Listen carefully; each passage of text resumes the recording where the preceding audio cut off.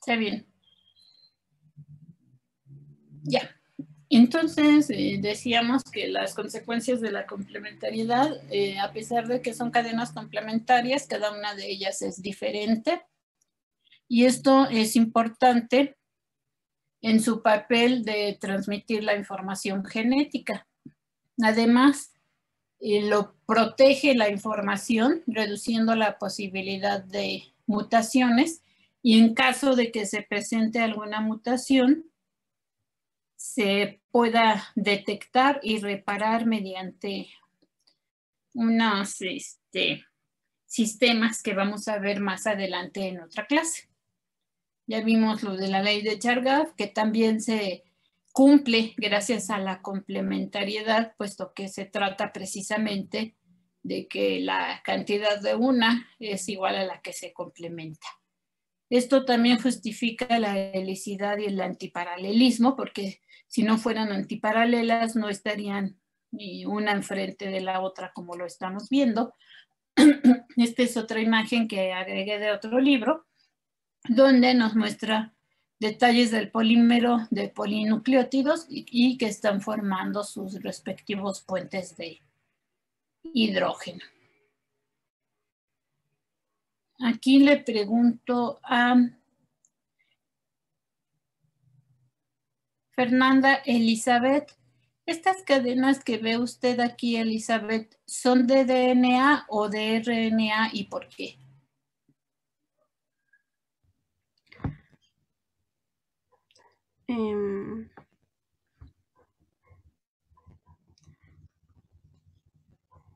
Son de ADN.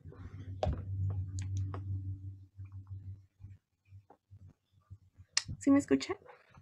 Sí, pero no podía prender el micrófono, perdón, Fer. ¿Por qué? Porque tiene doble hélice. ¿Qué más, Romina? Porque tienen timina. Sí, ¿qué otra característica, Naibert? Ay, iba a decir esa, la de timina. A ver. Hay otras por allí. ¿Puedo decirlo yo? Espérame, porque está antes levantada la manita de Monse y luego la de Jorge. Monse. Porque también en el RNA está caracterizado porque tiene un uracilo y es monocatenaria. Y aquí ya están las dos double strand, que son las que se unen. Ok, Evelyn. No, ya es lo que iba a decir. Ok, Monse ya, Shizuka. Bueno, según yo también cuenta la cantidad de puentes de hidrógeno que hay. ¿Por qué? ¿Hay diferentes en el RNA y en el DNA o cómo? Bueno, de eso no me acuerdo. Sí puede haber puentes de hidrógeno en el RNA. Ahorita vamos a ver. Pero aquí fíjense bien. ¿Puede ser Primero porque tampoco hay carbono? ¿Cómo, María? No hay carbono y se supone que en RNA sí hay carbono, ¿no? Pero no es carbono. Hay OH, que diga. ¿OH en dónde? En el RNA se supone que hay OH y en el ¿Cuál de los DNA componentes, señorita? no hay. Sería en el segundo carbono. Ajá. ¿Y el segundo qué? El segundo, ¿cómo se va a enumerar? Acuérdense que las bases nitrogenadas se enumeran con números simples y las pentosas con números primos. ¿Sería 2'? En 2'. Entonces, todo eso lo tienen que mencionar porque si nada más me dicen 2, si ustedes me dicen en posición 2, yo me voy a la base nitrogenada. Tendrían que decirme 2' para irme a la pentosa. Entonces, si tienen razón, aquí hay timina, hay 2-desoxirribosa y hay cadenas complementarias y eso nos indica que es DNA. Y esta complementariedad favorece la formación de la hélice, lo del pH que ya habíamos mencionado, que a un pH fisiológico dentro de nuestra célula, que es de casi 7, se forman respectivamente 2 y 3 puentes de hidrógeno en el apareamiento de bases, y si modificamos se modifica la valencia del nitrógeno y cambia la formación de estos puentes. Perdón, ya dijimos el antiparalelismo para que puedan precisamente complementarse. Aquí donde estoy señalando tenemos arriba el carbono 5' y en la cadena complementaria el 3'. Lo correcto es que lo leamos de 5 a 3, como ya hemos dicho, pero aquí estamos viendo que es antiparalelo nada más, estamos identificando. Y ya dijimos lo de antiparalelismo, complementariedad. Aquí tenemos otro ejemplo. Son diferentes las cadenas, puesto que aquí tengo timina, citosina, guanina, guanina, etcétera, y acá adenina, guanina. Esto también permitió, bueno, ya dijimos, no son idénticas, pero sí son complementarias. Y esto dice en el proceso de transcripción, cuando estamos sintetizando RNA, la cadena o el RNA que se sintetiza es diferente dependiendo de cuál sea la cadena que se esté transcribiendo. La posición y la estructura propia de las bases es lo que también permite que sean complementarias y que vayan girando. Si estuvieran rectas, no se podría girar, puesto que tienen esta característica, dice, de helicidad y carácter dextrógiro. Esto que están viendo ustedes aquí es lo que permite que la doble hélice vaya girando y tome esta estructura que nosotros estamos observando. Muy importante, en el DNA de tipo B, que es el que está en nuestras células, tiene un surco menor que estamos viendo aquí, que dice que es de 1.2 nanómetros o 12 Armstrong, y en el surco mayor prácticamente el doble, ¿verdad? 2.2 nanómetros o 22 Armstrong. Y va girando esta doble hélice hacia el lado derecho. Si la viéramos desde arriba, gira en sentido de las manecillas del reloj. Pongan ustedes, por favor, hagan este ejercicio, aunque yo no pueda verlos. Pongan sus manos exactamente en la posición de la imagen que estamos viendo y giren todo su antebrazo hacia el lado del pulgar. Si están haciendo este ejercicio tal como se los pido, Frida Castilla, ¿hacia dónde gira su antebrazo derecho? Pues hacia la derecha. Hacia la derecha. Eso es dextrógiro. Así es como gira el DNA de tipo B.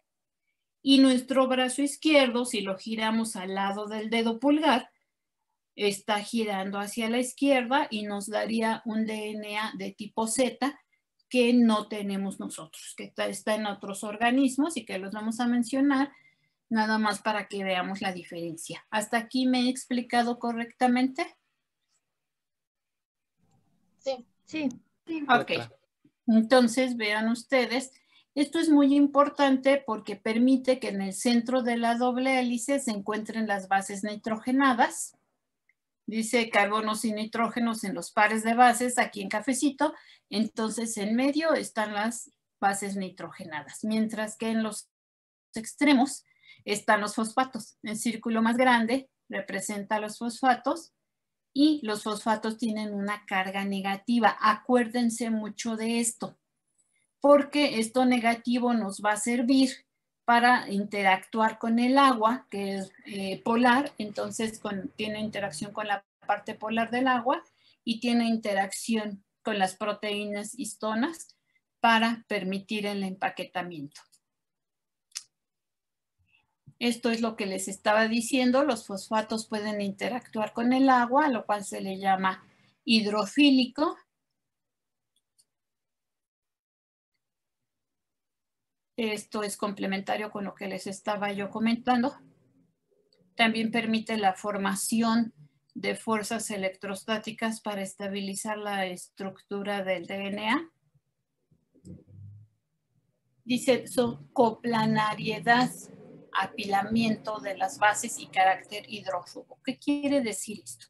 Conforme está girando esta cadena tal como la estamos observando aquí en la imagen, se va compactando y llega el momento en que se van apilando. Apilar quiere decir poner una sobre otra.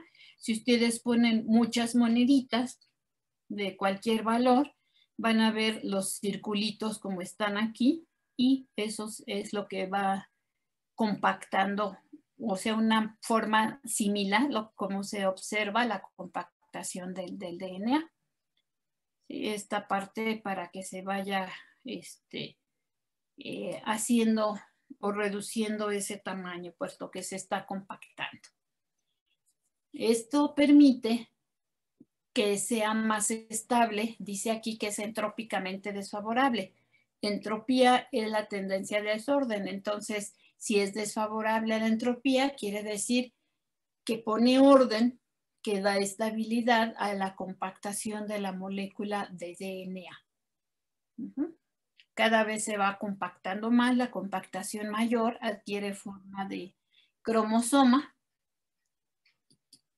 pero aquí apenas estamos viendo cómo se va adquiriendo esta característica. La complementariedad de bases también permitió establecer las propuestas de la replicación semiconservativa del DNA, la cual nos dice, como están ustedes observando aquí, que se separan las dobles hélices o la doble cadena de DNA y cada una de ellas se complementa con una cadena nueva. Esto en la fase S del ciclo celular, lo que implica que cada una de las moléculas nuevas de DNA que se formó tenga exactamente la misma información que la molécula madre, pero tiene una cadena molde, por así decirlo, viejita de la molécula madre y una cadena nueva.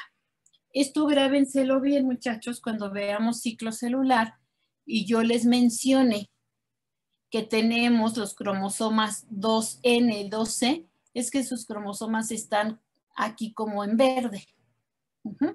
Cuando yo les diga que los cromosomas están 2N, 2C, quiere decir que cada uno de los cromosomas tiene 4 hebras, como lo vemos aquí abajo. Acuérdense, por favor, de este dato para que lo retomemos en ciclo celular. Existieron otras propuestas de cómo se replicaba el DNA, una que se llama dispersa, que ustedes están observando aquí, donde decían que había una combinación por fragmentos de la cadena, las cadenas madre de DNA con cadenas nuevas. La conservativa, donde decía que era una molécula madre y una molécula completamente nueva. La más aceptada, la semiconservativa, que ya habíamos mencionado antes, y que también es una consecuencia de la complementariedad.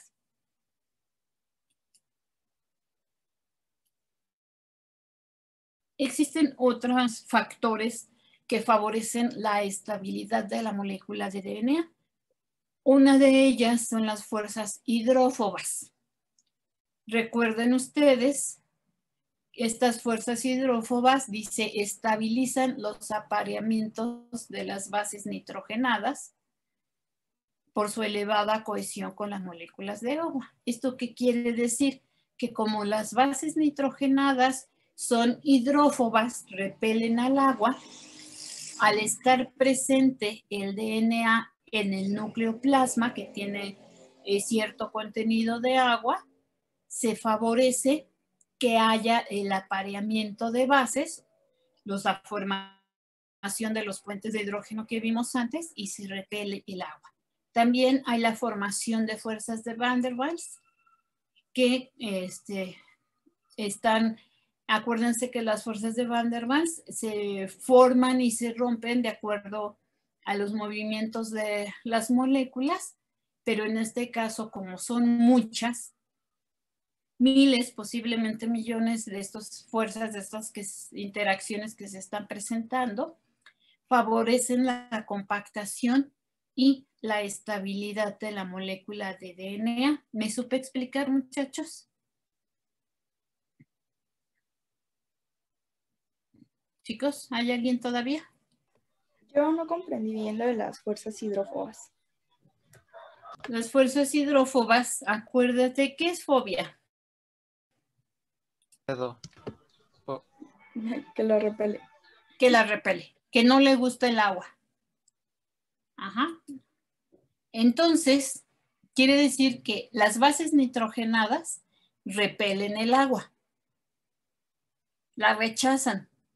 Eso permite que haya formación de puentes de hidrógeno entre las dos cadenas complementarias de DNA, como nosotros lo estamos observando aquí donde señalo con el cursor. Si las moléculas de bases nitrogenadas atrajeran el agua, correrían el peligro de que se formaran puentes de hidrógeno con el agua, porque el agua forma puentes de hidrógeno. Entonces, tiene que rechazar al agua y de esa manera los puentes de hidrógeno se forman entre las bases nitrogenadas de las dos cadenas. Y eso permite que se rechace al agua. Si ustedes ponen en un recipiente con agua gotas de aceite, el aceite se aísla. ¿Por qué? Porque se presenta hidrofobia, rechazo al agua. En este caso, la parte central de la molécula que vimos antes, que son las bases nitrogenadas, estas que están aquí, entonces al repeler el agua, se favorece la formación de los puentes de hidrógeno, que son estos que están aquí o que son estos que están acá. No sé si con eso le pude explicar mejor. Sí, gracias. De nada. Ok. Entonces, esto da estabilidad a la molécula de DNA. Ya vimos los puentes de hidrógeno entre guanina y citosina, adenina y timina, y también la presencia de cationes como el magnesio y otros forma enlaces salinos. Entonces, recuerden, ya mencionamos que los fosfatos tienen carga negativa, que con lo positivo de los cationes forman enlaces salinos y eso favorece la estabilidad del DNA. Y esto es muy importante porque el DNA es el que contiene la información para la síntesis de todas las proteínas que forman parte de nuestro cuerpo. Por eso tiene que estar estable y protegido. Muy bien, hay diferentes tipos de DNA. Ya lo mencioné hace ratito, el que es levógiro se llama Z porque adquiere una forma de zigzag, es alargado, como ustedes lo están viendo aquí, es delgadito, tiene una hélice levógira con 12 nucleótidos por vuelta. El otro tipo es el DNA de tipo B, que da vueltas cada 34 Armstrong, por lo que únicamente tiene 10 pares de bases. Además, sus vueltas las da hacia la derecha. Tiene un diámetro aproximado de 20 Armstrong. Tiene un enrollamiento plectonémico para separar las dos hélices. Esto quiere decir que las bases, acuérdense lo que dijimos antes acá donde estaban como acostaditas. Esta es una imagen donde se ve esa parte de plectonémico y la otra imagen donde se alcanza a observar es esta. Si se dan cuenta, no están planas, están en una posición diferente. Entonces, a esa posición es a lo que se refiere, para que se presente el enrollamiento plectonémico. Esa posición que vimos en la imagen anterior permite que vaya girando cada vez la doble hélice. Y dice que para que esto suceda se requiere de energía. Aquí hay gasto de ATP. Si ustedes toman el DNA de las células, en este caso las células nuestras que tienen DNA de tipo B, y lo deshidratan, obtienen DNA de tipo A. Entonces, cuando se deshidrata, se compacta aún más, de tal manera que han observado que tiene 12 nucleótidos por vuelta y es más ancho y compacto que el que normalmente nosotros tenemos, que es el B. Entonces, se obtiene a partir de la deshidratación del B. Aquí en esta tabla les presento las características de los diferentes tipos de DNA para que ustedes más adelantito lo puedan checar, por favor. Y otra característica es el palíndromo. ¿Alguien de ustedes sabe qué quiere decir palíndromo? Bueno, les voy a pedir que hay que leer, por favor, los temas. Ahorita nos ponemos de acuerdo.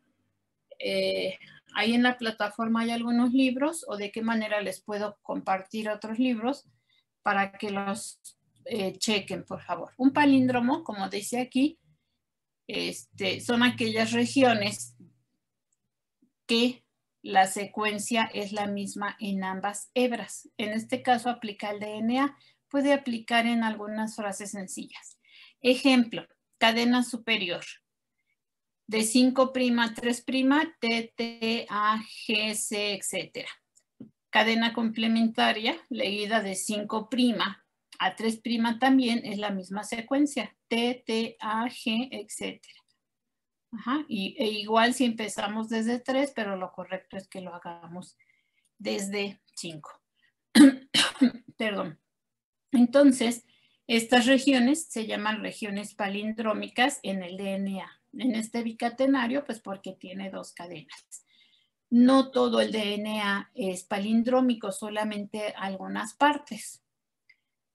Y ahorita, bueno, no ahorita, más adelante en las clases vamos a ver por qué. El eje binario, bueno, dice de simetría, permite que se hagan rotaciones. Y puede significar todas estas partes. Estas secuencias palindrómicas pueden ser blanco de algunas enzimas de restricción para que en los laboratorios de investigación se pueda escindir o cortar los ácidos nucleicos. Perdón, también intervienen en la regulación de la expresión génica. Entonces, esas secuencias son las que van a decir, ahora sí se expresa este gen y se sintetiza un producto biológicamente activo, o también pueden decir, ahora no se requiere la expresión de este gen y lo mantienen apagado. Son puntos de unión también de factores de transcripción. A ustedes en otros módulos probablemente les digan los profesores, se activan factores de transcripción. ¿Esto qué quiere decir? Que los factores de transcripción se unen a las secuencias palindrómicas. En otros momentos, las secuencias palindrómicas pueden generar estructuras secundarias, tanto de DNA como de RNA, en horquillas de replicación, por ejemplo, en el DNA y en el RNA para dar estructura a algunos tipos de RNA que vamos a ver más adelante. Hay secuencias palindrómicas que están separadas por una secuencia que no es palindrómica y a eso se le llama palíndromo interrumpido. ¿Sí? Como ustedes lo pueden ver aquí.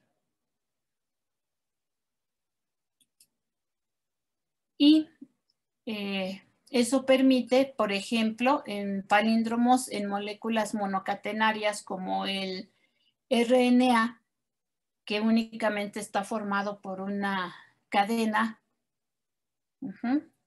o en DNA, en una de las hebras de DNA, como vamos a ver más adelante. Y la pregunta sería, maestra, ¿y esto por qué? Bueno, cuando hablamos de RNA, por ejemplo, de transferencia, el RNA de transferencia tiene esta estructura, tiene una forma de trébol, dicen los autores, y eso quiere decir que la misma secuencia,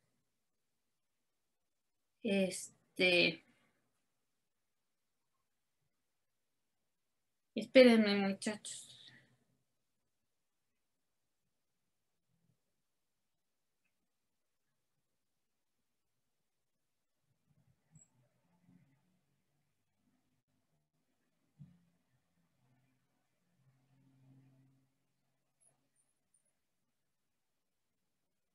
Ok, perdonen, es que otra maestra me estaba hablando. Entonces, ¿por qué se forman esos brazos o esa forma de trébol en el RNA? Pues precisamente por las secuencias palindrómicas. Eso es muy importante.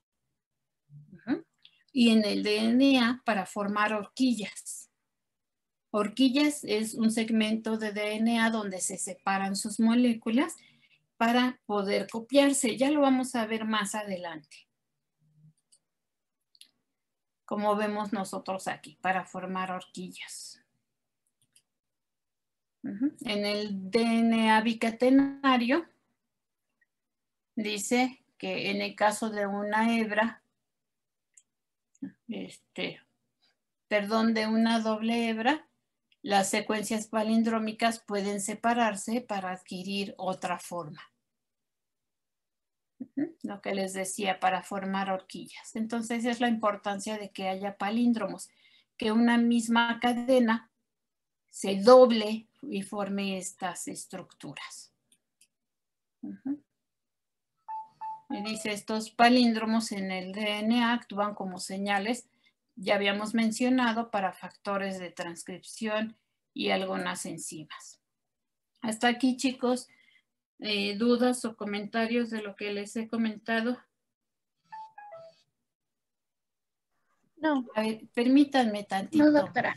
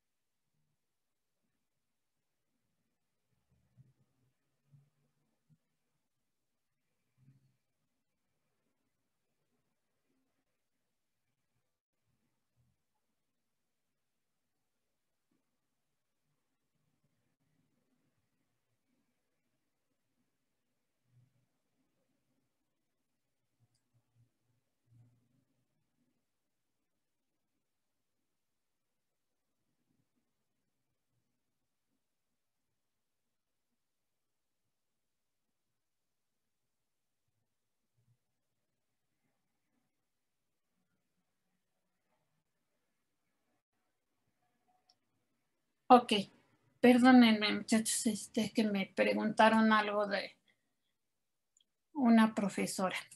Ok, vamos a ver los tipos de RNA, los que ustedes ya conocen y otros nuevos. El RNA, dice, son polirribonucleótidos monocatenarios. Díganme, por favor. Bueno, ya las acabamos de decir hace ratito. ¿Cuáles son las diferencias químicas entre uno y otro, verdad? Entonces,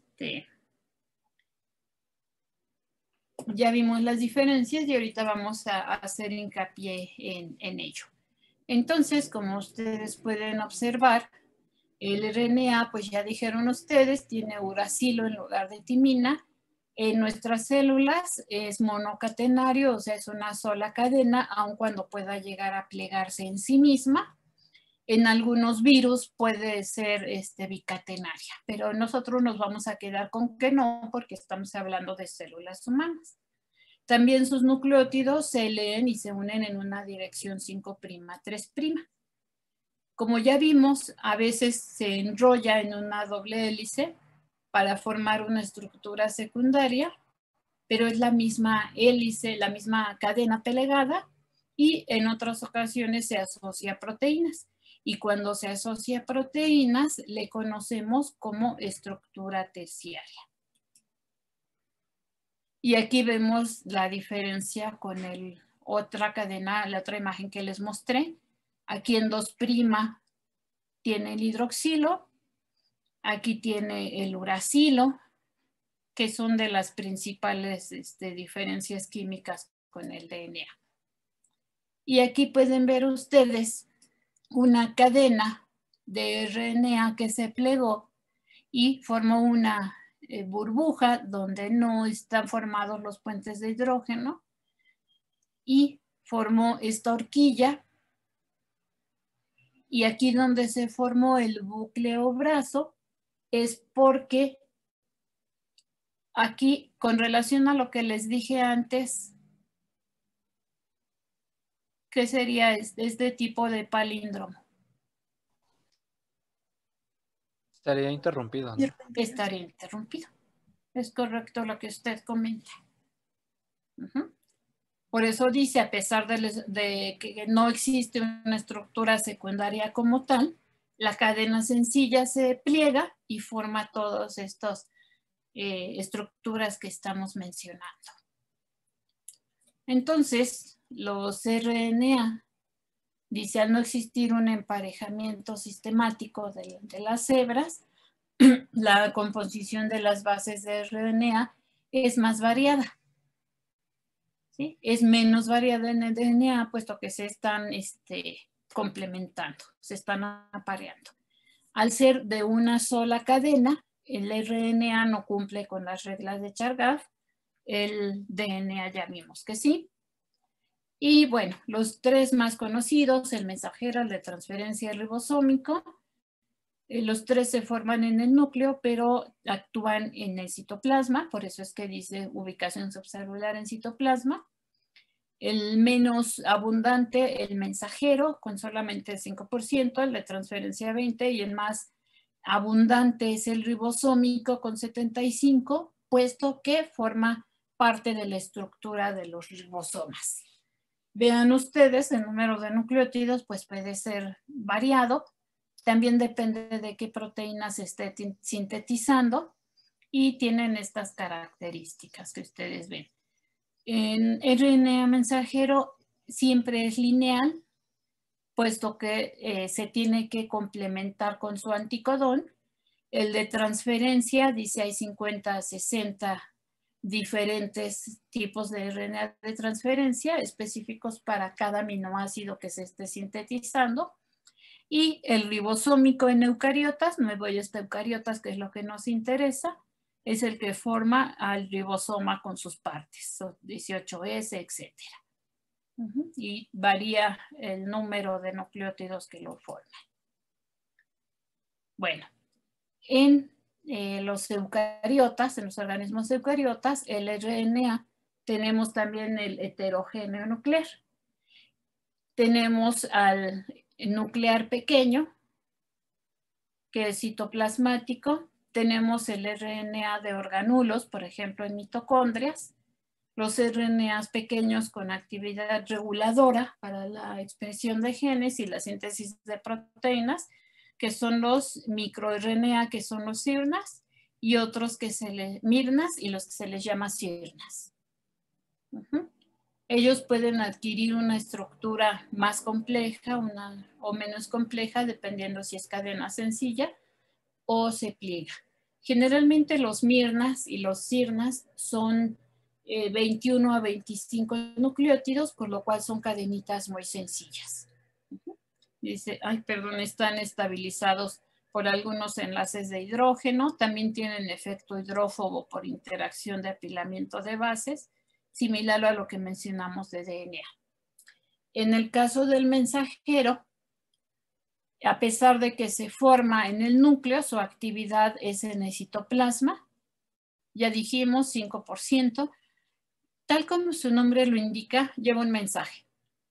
Hagan de cuenta ustedes, al formarse a partir de la hebra de DNA, recibe la información y llega al ribosoma, y lo que hace es llegar y decirle, ¿qué dice el DNA? Que formes metionina, etcétera, cualquiera de los aminoácidos que forman una proteína. Una vez que ya dio el mensaje, se degrada. Hay enzimas que lo degradan, por eso dice que tienen una vida media corta. Se asocia transitoriamente a ribosomas cuando está unido con su anticodón, dándole el mensaje, como les decía yo hace un momentito. Y el tamaño, pues, puede variar. Obviamente, si se va a sintetizar el tripéptido TRH que ustedes conocieron en sistema endocrino, va a ser un RNA más pequeño que si se va a sintetizar hormona de crecimiento que tiene 350 o algo así de aminoácidos. Entonces, el tamaño del RNA varía con respecto a al tamaño de la proteína. Dijimos, siempre es lineal. Es una copia casi fiel del DNA con cambio de 2-desoxirribosa, 2'-desoxirribosa a ribosa y de timina a uracilo. No tiene una conformación definida, pues lo que dijimos puede ser más largo, puede ser más corto. Puede ser hasta, vean, de 5,000 nucleótidos. Se forma por el proceso llamado transcripción. Más adelante vamos a ver cómo madura y adquiere características correctas para ir hasta el ribosoma. Hasta aquí del mensajero y de lo que he mencionado, ¿queda claro? ¿Tienen alguna duda o comentario, chicos?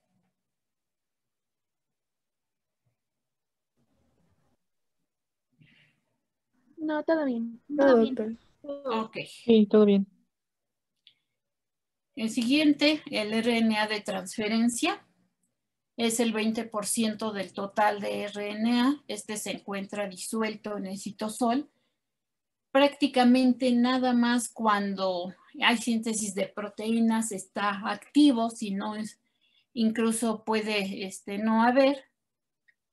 Dice su composición, pues puede incluir nucleótidos infrecuentes. Esto quiere decir, aparte de los que tienen adenina, guanina, uracilo, guanina, citosina, adenina y uracilo, puede haber otros nucleótidos. Esta es la forma que tiene, porque es un adaptador. Y estos bracitos los vamos a ver en síntesis de proteínas, porque por un lado entra, por así decirlo, uno de los aminoácidos, el que se está formando, y sale uniéndose a otro aminoácido previamente para agrandar la cadena de DNA. Algo muy importante, el RNA de transferencia es el que forma al anticodón.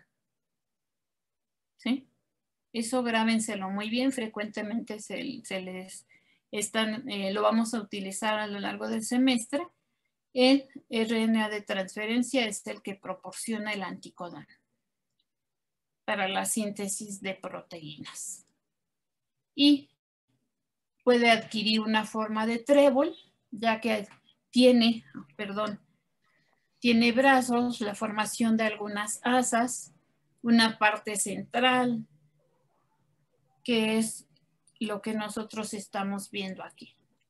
Zonas con emparejamiento de doble hélice, donde estaba la parte palindrómica, y lo que habíamos dicho de interrumpido y demás. Entonces, todas estas características tiene. Vean, por ejemplo, dihidrouridina, dice también llamado brazo de dihidrouridina, sería un nucleótido infrecuente, este que está aquí mencionado.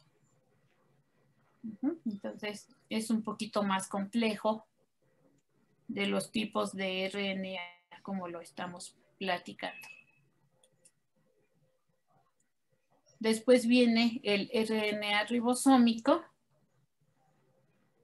que como su nombre lo indica, da soporte estructural a los ribosomas. El semestre pasado ustedes llevaron bioquímica, donde en el tema de célula abordaron como organelo al ribosoma, vieron sus partes y ahí forman parte del RNA ribosómico.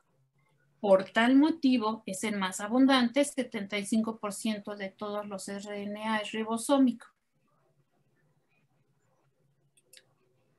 Y aquí lo tenemos formando parte del ribosoma, sus porciones, 16S, 15S, dependiendo de qué organismo estén ustedes analizando. Bueno, el RNA, dije hace unos momentos que se forma en el núcleo a partir de DNA, de tal manera que la mayor parte de RNA, dice, corresponde a transcritos primarios, ¿sí? Los cuales tienen que madurar y adquirir características que le permitan salir del núcleo para participar en la síntesis de proteínas. Otros tipos de RNA son el RNA interferente y los RNAs pequeños. Los RNAs pequeños, puesto que son cortitos, son formados por una sola cadena, o sea que tienen menos de 300 nucleótidos y, muy importante, participan también en la regulación de la expresión de genes. Como lo dije hace unos minutos, que es regular, decir, ahora sí te expresas, ahora no te expresas. También sirven como terapia, como blanco en la terapia, ¿verdad? Para permitir que se expresen o no, se pueden apagar algunos genes, por ejemplo, para tratar de que no se desarrolle alguna enfermedad. Esto no se hace en humanos, se está probando apenas en los laboratorios. Los otros son los microRNAs, que son mucho más cortitos, son moléculas entre 21 y 25 nucleótidos, por lo tanto, pues solamente son formados por una sola cadena. La forma precursora puede ser bicatenaria, pero ya que está maduro es una sola cadena. Los otros son los interferentes pequeños, que también tienen de 21 a 25 pares de bases y tienen mecanismos de regulación después de la transcripción y antes de la traducción. Cuando veamos síntesis de proteínas, vamos a retomar esta parte. ¿Sí? Entonces, aquí tenemos los interferentes, dice, sintetizados con el fin de silenciar un gen determinado o con propósitos de investigación. Generalmente esto es en laboratorios. Los ribointerruptores o riborreguladores, que como su nombre lo indica, aquí van a regular también la expresión de algunos genes. ¿Dudas de lo que he dicho, chicos? Siento que voy muy rápido y ustedes no me paran. No, doctora, vamos bien. Bueno, espero que así sea. El RNA nucleolar, que obviamente se llama nucleolar porque va a formar parte del nucleolo, ¿verdad? Y se forma en el núcleo a partir de segmentos de DNA que son organizadores nucleolares. Y una vez que ya se sintetizó, se asocia a proteínas y ahora sí conforman al nucleolo. Y posteriormente dice, una vez ya formado, se fragmenta y puede originar diferentes tipos de RNA. Y por último, esto que hemos nosotros estudiado llevó a que Crick en 1970 propusiera algo que llamaron dogma central de la biología molecular, donde decía que DNA se transcribía para formar RNA y el RNA se traducía para formar una proteína. Y esto así duró por muchos años hasta que se identificó a los virus que contienen RNA. Eso permitió ver que estos virus tienen una enzima especializada que se llama transcriptasa inversa o reversa y que cuando entran a la célula huésped, a partir del RNA que ellos tienen, utilizan el material genético de la célula huésped para sintetizar DNA, pero ya es DNA viral. Y ya de ahí hacen transcripción y traducción para formar RNA y proteínas virales. Por eso es que los virus utilizan nuestras propias células para ellos multiplicarse. Esto es todo lo de este tema. Hasta este momento, ¿alguna duda? No, doctora, todo claro. No, doctora. Yo sí tengo algunas preguntas. Es regla, muchachos. Si ustedes no preguntan, tenemos que preguntar nosotros. Bueno, yo sí me quedé con una duda. ¿Ya ven cómo sí? A ver, díganme. Sí, perdón, es que tenía el micrófono apagado. Usted dijo que se formaba una burbuja. Bueno, es que pensé que iba a dar la respuesta más adelante, pero por eso me esperé. Se formaba una burbuja, pero esa burbuja no tenía enlaces, puentes de hidrógeno, perdón. Entonces, ¿por qué no se forma? Bueno, me quedé con la duda de por qué esa burbuja se queda así. A ver si lo encuentro. Es solamente porque le da estructura al RNA. Aquí, por ejemplo, esta burbuja no se pueden unir porque no son complementarias. Es solamente para que adquiera una conformación biológicamente activa el RNA para que sea maduro. Y bueno, y entonces, ¿por qué en el se me olvidó, en el palíndromo interrumpido también no presenta puentes de hidrógeno, verdad? No, porque no son complementarias. C no se puede unir con U. C se tiene que unir con G. A no se une con G, se une con U. Por eso es que aquí no se forman los puentes de hidrógeno. Ah, ok, ya entendí, gracias. De nada. ¿Alguien más? Maestra, yo sí le entendía lo de los palíndromos, pero no lo identifiqué en la imagen cuando lo puso ahí. Sigo sin identificarlo. A ver. En la que acaba de poner, donde le estaba enseñando al compañero, o sea, sí le entendí, pero en esa imagen que puso no lo pude identificar. Aquí. Ujú. Como es una secuencia muy larga, nos va a costar trabajo que nosotros lo identifiquemos, porque son secuencias. Vamos a ver. Por ejemplo, aquí. No, aquí no hay. Debería de haber.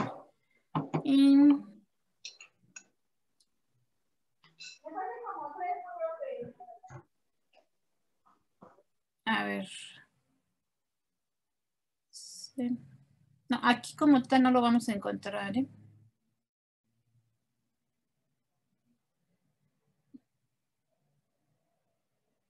Va a ser difícil que lo veamos.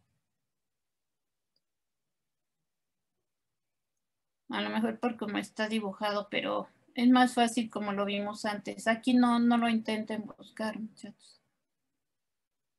Está complicado que aquí podamos verlo. Dibujaron al azar la secuencia. Bueno, no tanto al azar, pero para que se formaran los puentes y la horquilla, pero no vamos a identificar así como lo vimos antes en el ejemplo, no. Va a estar difícil. ¿Algo más? Bueno. Angélica Peña. Angélica, dígame por favor. de lo que hemos estado mencionando.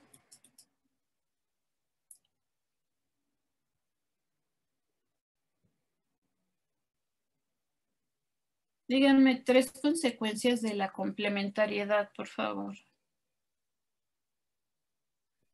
De la complementariedad. Bueno, pues esto evita las mutaciones. Sí se refiere a eso, ¿no? Ajá. Reduce No las leas, mutaciones. Angie. No. Va a reducir las mutaciones y... sí, va a intervenir en la regulación de la expresión génica. Ay,